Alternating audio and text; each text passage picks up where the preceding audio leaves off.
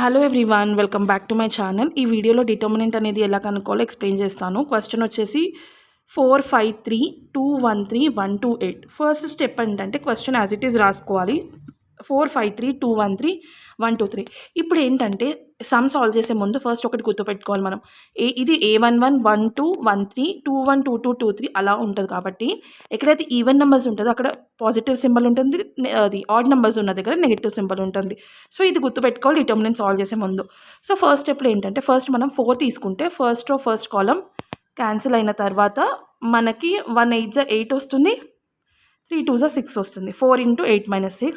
తర్వాత -5 వచ్చేసి first row second column cancel అయితే 8 2 16 - 3 1 3 అవుతుంది. సో తర్వాత +3. సో ఫస్ట్ రో థర్డ్ కాలం చేస్తే 4 1 4 -2 2 4 -1 1 1 అవుతుంది. సో ఇప్పుడు ఏంటంటే 8 - 6 ఎంత? 2 కదా. 4 × 2 -16 - 3 ఎంత? 13. సో +4 - 1 ఎంత? 3. సో 4 2 8 -13 5 65 అవుతుంది. 3 3 9 అవుతుంది. సో 9 + 8 ఎంత? సో 17 అవుతుంది.